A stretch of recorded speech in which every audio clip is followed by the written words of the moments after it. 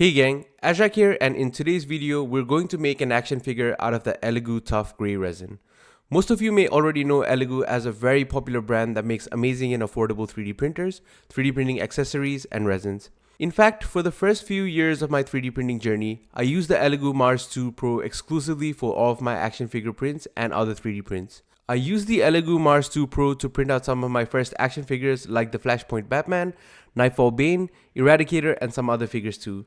So when Elegoo asked me if I wanted to try out their resin, it was a no-brainer and I immediately said yes. Another reason I wanted to try out this resin is because I get questions and comments from all of you guys regularly asking me about the resins I use and what resins can be used for action figure prints. While my typical answer is always Resi1 resins, I keep trying out different brands to see if there are any other resins compatible with 3D printing action figures.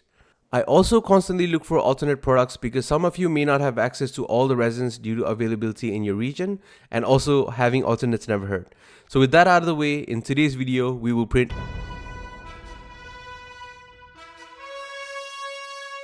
As always, this figure was selected by my Patreons in our monthly poll. It was a move away from my regular DC related action figures, but it was a very welcome change.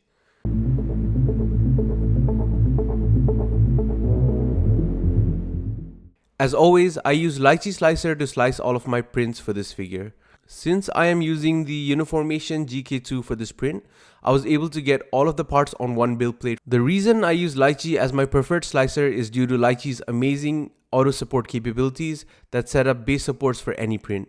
Another amazing feature with Lychee is the community settings tab that makes settings used by the community accessible, along with reviews and ratings from other users that have used the settings. So if you have not tried out Lychee yet, give it a shot, and I hope you have a similar experience to mine and fall in love with the slicer. Please use the affiliate link in my description to try out Lychee Slicer. Taking a look at the Elegoo Tough resin, the resin has a thin, viscous consistency and has excellent flow back to come under the print bed once a layer is cured. I had no issues with the print and I had success even on my first print using the following settings. To break down my settings, I had 6 base layers exposed for 35 seconds, a layer height of 0.04 millimeters exposed at 2.7 seconds. However, I think that was a bit overexposed, so I would recommend a setting of 2.5 seconds for each layer. The smells are not the worst with this resin, and there is only a very faint smell while printing, which I have to say is quite tolerable. The resin overall felt pretty good and easy to print with, and I expect a high level of success with this resin. The print took about 4 hours and 40 minutes with an estimated 71 ml of resin for the figure and supports, but that's not factoring in any of the wasted resin during the cleanup process. Cleaning was also straightforward. Although the resin does not offer water washability, IPA or resin detergent works excellently with this resin for cleanup. I washed the resin in 2 separate IPA baths for about 2 minutes each to complete the cleaning. For the curing process, I put the parts in a curing chamber for about 4 minutes, which is a little bit more than the 2 minutes Elegoo recommended, but I wanted a couple of additional minutes to make sure that every part was cured completely through. The leg, as mentioned earlier, is slightly overexposed, which causes a bit more rub than intended in the design. However, the leg can still articulate pretty well and the movement lends itself very well for action figure printing. The resin when heated is soft and pliable, which is exactly what we want. There is a slight bit of grinding that was exacerbated by the overexposure of the print, and although the scratchiness is definitely visible and might cause some paint chips later on, the joints are grippy and the resin is tough and soft enough when heated for assembly purposes. So there is no doubt that this resin can work for 3D printable action figures. Since my wife 3D printed a new member of the Ajak family, she is no longer interested in my 3D prints, so I had to paint this one myself. Jokes aside, this figure was printed using mostly Vallejo products and my airbrushes. I used the Gallery airbrush for priming and varnishing on this figure, and I primed most of the parts that I needed a yellow with the Vallejo Mecha White primer. Once priming was done, I brought out my Iwata Eclipse and painted about 3 layers of Vallejo Premium Yellow without really masking off the parts that I did not need to be yellow. As you can see, I'm a professional. So the yellow was on clean, but everything underneath has a yellow coat even if it does not need to be yellow. So then I masked the yellow and put on some Vallejo Premium Black, and I messed that up too. So there's some streaks and unclean yellow and black paints, and the lines in between are really not that clean. For the face, I used some Vallejo basic skin tone, and the eyes on this figure are Vallejo white with a slight mix of blue to give it that grey look, which of course I painted out of bounds and the paint bled onto the skin. And all the blues on this figure is the Vallejo Premium Blue, which I think looks really good. And to end it all, I used the Vallejo Satin Varnish to varnish the figure, which I think looks pretty good, but nowhere near the quality my wife would have otherwise produced. Okay, so let's get into the assembly, and for this video I've shortened the assembly a bit because you've seen me assemble a lot of figures by now, so we'll keep this short and fast. Let's kick off with the arm assembly like so, and then we duplicate the steps for the other arm.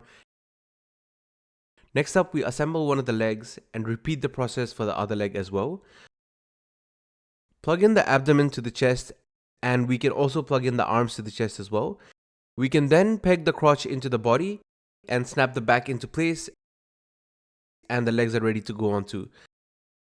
And finally, we take our time to plug the head in because the figure is done.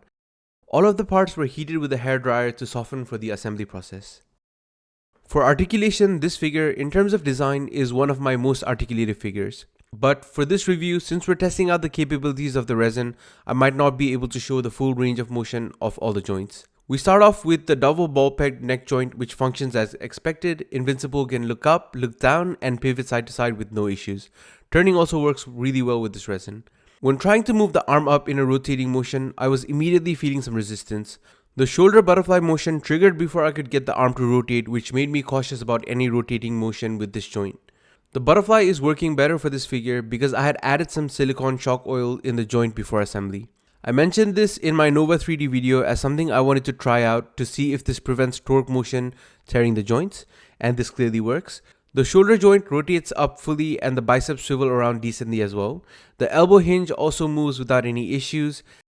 And with the ab dumbbell joint, I immediately felt some resistance again, and I was a bit hesitant to engage the full range of motion, so I'm not pushing this too much far forward or back.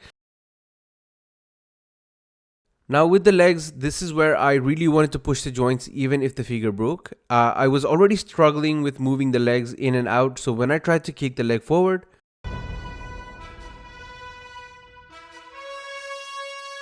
the knee, however, moves without any issues.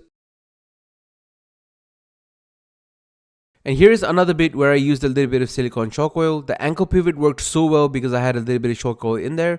So I'll probably be doing this for more of my ankle joints in the future. I also tested out the wrist joint, which does not have any silicone chalk oil, but the hinge works pretty well. But the pivot or the rotation on the wrist was a little bit stuck. So overall, with the Elegoo Tough resin, ball joints that require a torque motion will suffer when it comes to articulation. The resin is a bit more stiff than the Nova 3D resin we tested in a previous video, which means that the leg broke in more of a snap motion than a slow tearing fashion. Although the ball joint did not hold up, it looks like we have a fix for this in the form of silicone chalk oil. I will keep up with more experimentation, so please stay tuned for future videos. The retail price of Elegoo Tough resin is $32.99 US, which is a very affordable price for resins in general. This resin comes in black and grey options, and at the time of recording, there are no discounts on the Elegoo website, but even without a discount, this is a very fair price for the resin, comparing it to other similar resins with similar properties. So would I recommend this resin? For action figures, this resin will have some grinding and scratching, which is not ideal. We will also have weaker ball joints, so we will have a greater risk of breakage with rotating motions. However, the resin is very affordable and has decent enough properties to assemble an action figure when heated. The resin is really easy to print with, and you can still get a decent action figure if you use complementary products like chalk oil in the joints. For other general prints like miniatures and statues or busts, this resin is definitely one I can easily recommend. The resin feels strong and sturdy and should hold up to moderate play. So ultimately, I think that this resin is just shy of being usable for action figures. If you are printing an action figure with predominantly hinge joints, you should have no issues. However, if you want a figure with a variety of joints that require torque, this may not be the best fit for you. The scratchiness and powdering is another issue that prevents me from recommending this resin. But in a pinch, or if you have silicone chalk oil, this resin should be a very valid alternate resin for an action figure print. There you have it guys, this is my version of an Invincible action figure and a review of the Elegoo Tough resin. I hope you enjoyed this video, and as always, please help out the channel by leaving a like and a comment on the video. For more videos like this, please subscribe to my channel, and if you want a say on what figures I make next, please check out my Patreon. Thank you to all my Patreons for all the support, and thank you so much for tuning in. I'll see you in the next video.